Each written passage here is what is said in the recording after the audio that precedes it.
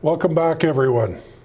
So, in the market that we've been having, we've been getting questions lots as managers because people are having their listers getting upset because they're receiving an lowball offer, challenges with buyers because all they want to do is write so far under list. So, what do we have to do to prepare them both on the selling and the buyer side? So, let's maybe chat about the seller. So, what do you recommend, Chloe, when you're to prepare your seller before even the listing? To do to make them understand what's going on in the market and that they may receive lowball offers? Well, I think what you just said as far as preparing them is one of the most important things you can do. So having that conversation with them up front before they get into a situation where they're receiving the lowball offer, and just have that conversation and say, look, this is the type of market that we're in. Here are the realities of it. And just walk them through what that process might look like, might feel like, so that they can put themselves in that situation and kind of start visualizing for themselves before it's a stressful situation. I always like to have the conversation with my sellers about, what is their threshold? When you start thinking about, if you get further down the road into this listing, their motivation might turn, they might become it might become more necessary for them to actually consider one of these lowball offers. So having a conversation with them up front about what their thresholds might be on that lower end, and while they can still think logically about it before they get into a super heated or emotional situation where they have that lowball in front of them, I try and get them to think about it before it happens. Okay, so setting the stage for them. And one of the things I used to find too, talking to them about, it really doesn't matter where an offer starts. So don't lose your head. That's the right word, better than the one that almost came out. Let's just work the offer and see where it goes. Everybody might try things. Make them understand what average days on market are right now and what the expectation will be. It should help us also, I think, when we're listing then, to get a good price, so that we are priced correctly, so that we can defend our position to a potential buyer. And if we know we're priced aggressively and with the market where we should be, we can, in the initial stages, you get a low ball. We tend to get the low balls longer and longer we're on market. So again, always making sure that we're priced correctly out there. Well, what do you find in the moment though? Because we set the stage for them, but what happens when we're listed at 450 and that 375 offer comes in and they want to lose their head? Their head. I always try and just get them to take a step back, to not be offended by it. It's not necessarily meant to be offensive in any way, to kind of remove the emotion from it and just think about it logically. It could just be a tactic that the other agent or the other, the buyer is using to see where you're at. And I'm guilty of this. I've done this. I'm sure a lot of you guys have done this. You want to test the waters. You want to see what kind of motivation is there. And it's put a little bait out there and see if they leap to it. See if they leap for it. And that's part of the negotiating play, right? You can throw an offer out there and see what happens. And it might not necessarily be a real, the reality of what they're willing to pay. They might not actually believe they're going to get it for a lowball price, but they might just be testing you out to see how you react to it. So from the seller's perspective, if you really do want to stay strong and close to whatever you're listed at, and if you feel like that's fair, then like holding the line there and going into that tough negotiation might be all the other side needed to kind of see where you're at. So I don't think they are hard to deal with if your clients are very emotional about it. Yes. But if you can kind of help them to remove that and just see it for what it is, it's an offer on the table, it's an option that's in front of them. See where it goes. They don't have to take it. It's, just see where it goes and see kind of where that negotiation leads. Well, and really that's where we do insert ourselves and keep that business hat on for them and remove the emotional and say, let's look, we are priced accurately. They may be trying a tactic. And I've always found too with the lowball offers that are just trying it, they will quickly move up if they genuinely want the house at fair market value.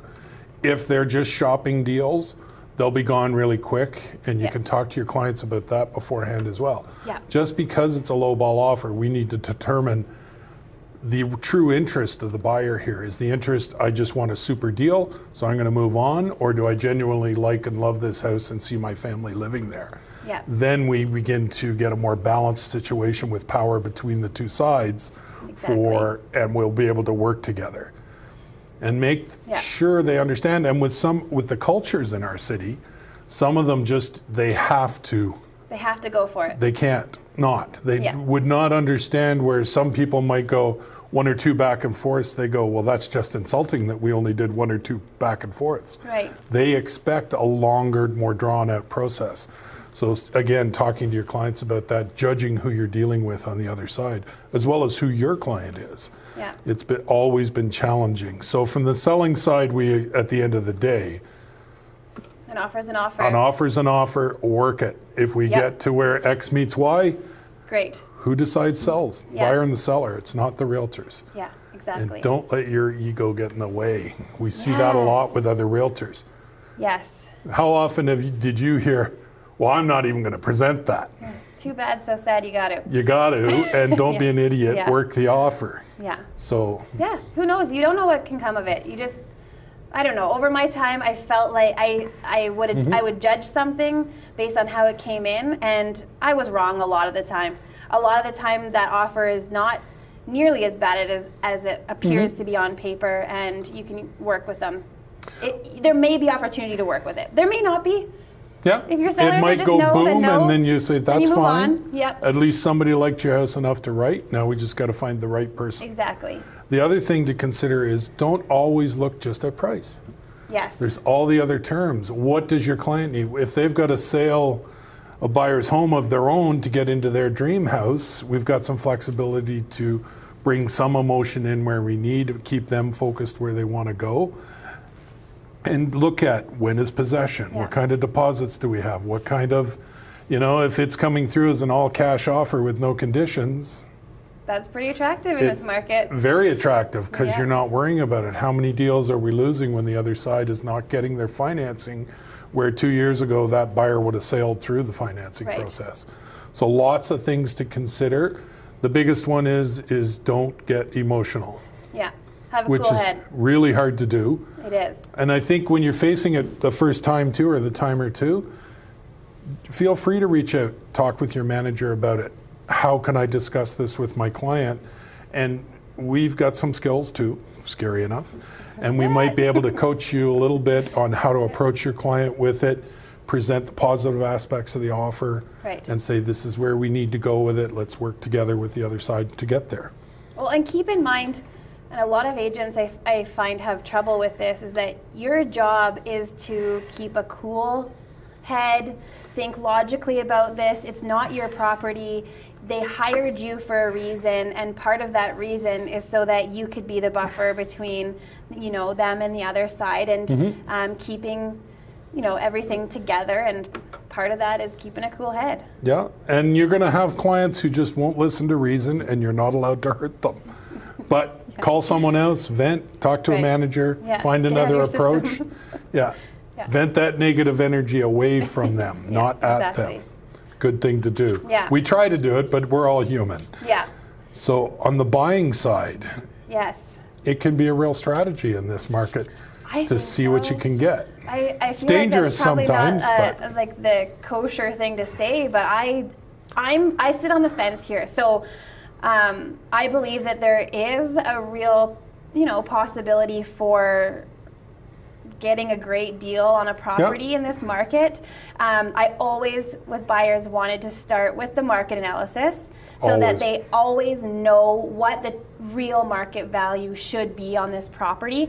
So, whatever their mindset is, if they're an investor and they're just looking for the deal like we talked about on the seller side, that's totally fine, but they should still understand what the market what this property should sell for on the open market value, and then kind of go from there. And I think there's a couple of different types of buyers out there. There's a lot of negative news out there, a lot of talk expectations about the expectations are that everyone's getting great deals, that, lowballing is the way to go, and they're watching HGTV and, whatever, right? So there's all of that you're dealing with your buyers, and having conversations with them about, okay, here's the reality of how lowballs could go. You may offend the seller. They may just shut down completely and not want to deal with you.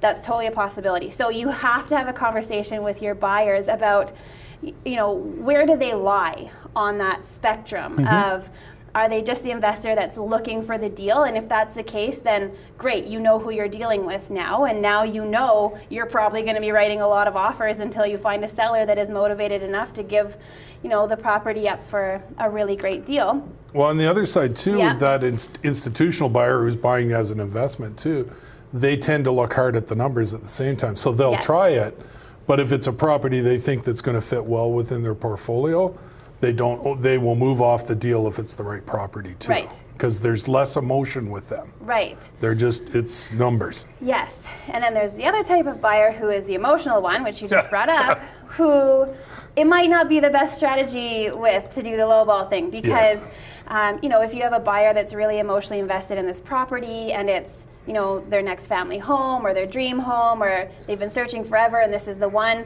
you don't necessarily want to risk the negotiation for that low ball, maybe. And again, this all comes back to your buyer. Where do they stand on it? What are they willing to risk? Because again, don't forget, it's always your client's best interest. What's in their best interest? So if you have a buyer that is particularly emotionally attached to the property, and offending the seller could end up being a really negative situation, damaging to the negotiation, probably not the best idea. But I believe that there kind of is a place for the low ball in this market. There is. Yeah, if you're dealing with the right buyer. And you can do it tactfully with the other agent. I think that there's, a reputation thing there that you also want to make sure you're being protective of, is your own reputation in the industry. But there's definitely a way to go about giving offers that might not be really great ideal from the other side. That's a lovely way to put it, is this is a crappy low ball offer, take it or leave it. But I you like can that. be friendly about it. Yes, you can be nice. It doesn't have to be offensive to the other agent. You can still have a collaborative attitude and, see if you can make it work. And if you can't, then, well, thanks, nice doing business with you. I hope to do another deal with you soon. Whatever, right? Yeah. So I think that attitude is really important in that scenario. Well, and I think it's key too, when we're, again, way back here, we're talking to our buyers, talking about different options, the realities of today's market, where we go. And then when you and I were chatting earlier, you brought up a really good point. You really got to talk to that other realtor. And you really need to look at how long have they been on market. Yes. If they're 3 days on market, and they're priced in the fair market value range, and you come in with a low ball, it's not going anywhere. If they're at 120, 150 days, they've had 3 or 4 price drops, we see the realtor comments, we can start to judge the urgency, and by chatting, what do realtors sometimes do when you talk to them that they probably shouldn't do? Tell you way too much. Yeah. There's a reason we have 2 ears and 1 mouth. Let the other guy talk and give you all the info. Yeah, I am a big fan of promoting speaking to the other agents on the phone. Absolutely. Rather than just texting. And I know that the easy thing to do is just go to texting or email in the negotiation, but there is huge value to being able to hear what the other agent is even saying. Tone. Tone is huge, and often if you're having a conversation, they will tell you more than they should be telling you, which is from especially your if their client's clients are perspective, great. desperate, it can come through Yeah. them. They're coming close to the end of their listing. Their client's getting very upset. They need the house sold. Yeah. You can pick up and you can adjust your negotiation stance. Right. Yeah, it can definitely mold your strategy on that negotiation for sure. And if you think you really are too low, but your client has insisted, talking about, we are coming in, have a look at it, talk with your client. Let's work with the offer and just see if we can get it together. Right. Don't say that you're too low. You're too low. They know you're too low as soon as they see the number. We don't need to address the elephant in the room right away. Here's a terrible offer. Yeah, that's a wonderful opening. not It's the best really way to go. tough Yeah. getting offers in this market, both for me to land a buyer and make sure that they want to write, that they have, because they have so much choice. And that kind of says to them, they have a lot of choice, and they need to remember that on the selling side. So you play these in-way games, but you really do want to say, let's just see where it goes. Let's both of us get out of the road, facilitate the process with our clients, Yeah. and see if we can make it work for both of them. Yeah. There are a lot of ones out there that feel, I have to win. Yes. For me, a win was my client got the deal done to their satisfaction, and the other side isn't ready to cut my throat. That was a good deal. Yeah. And I think it's worth mentioning, looking at this from a bird's eye view from an agent's perspective is really different than how it feels from the seller and buyer's perspective. Yeah. And while to us, there's a lot of strategy, and the word game comes up. Like it can be like a give and take scenario. And I have learned this lesson personally. It is not a game to buyers and sellers. Like, this is very serious to them. It's their home, it's their largest investment, It's their most life. likely, it's their life. So while it's, for us, we're looking at it from a totally different perspective because it's really strategic for us. From their perspective, again, that emotion really comes in, and being sensitive to that is really important. Very much so. Yeah. And I've always found too that when I've been in a tougher negotiation, I'm on the buying side, and I can say to them, well, this is what my CMA is showing. I'm happy to share some of the comparables I used, and maybe I missed something. Yeah. Why don't you show me where I'm wrong? Yes. And I will certainly take that to my client. Because if you know, and you've really looked at it, and you know you're not wrong, they know they're overpriced when they're overpriced. And if the client can't move, we don't know whatever reason, but assuming we've pulled title, maybe they're in a financial quandary. Right. If we're seeing the lease pendants and credit cards that have got registered, we know the challenges they're facing, and we may not be able to get it down because there just isn't the money there. Yeah. So if you can't, you got to be able to talk to your clients about, we need to move on. But sometimes, even in a bad market, if it's their forever house, that 10 to 15 year house they're going to be in, or 20 years, and it's worth $450, and they've got to pay $455 or $460 over 15 years, that's pennies a day to get the house that's their dream. Right. So don't get in the road to stop the deal because we're not getting it at fair market value. Sometimes we have to pay because it is the perfect house, but we can rationalize it over time. Right. And again, that comes back to your client's decision. Absolutely. Yeah. It hurts a little bit for us to have clients pay maybe more than you want them to, but that's a decision that they can make. They have to make. But if they've been looking for a long time and have specific needs, and it's a limited availability home and it's perfect for them, they may look at it. Of course, assuming they can still get financed, that if there is an appraisal required, that it's going to appraise out. If it doesn't, the deal's not going to come. Exactly. But I think at the root of it always is communication, and good communication habits. Yes, agreed. So listers, I think so. What did we miss? Anything? I don't know. I think we're good on that. Okay. I'd like to jump back a little bit to talk about selling strategies. And really making sure that we educate our clients so much, do a really good CMA, and look at the absorption rates. Because we can say fair market value is X to X, but if there's 22 others they can buy. If the absorption rate is 11 months. We might want to look and say, who's our competition? When we look at solds, they always tell us what's selling, what the value is. Competition tells us where we have to price to actually be one of those ones that's selling every 3 months in that community. So really doing your research, explaining it so that you can get listed correctly and access that prior learning later on. And what we talked about earlier about having that communication and staying in touch with them every week. It's challenging out there. Yeah, it really is. Okay. So coming up next, we're going to talk now a little bit on the other side. You've got that, as you said, what was it, 200-day listing? Yeah. How did we keep that seller happy enough that they haven't fired us? Yes. So that's where we're going to go next.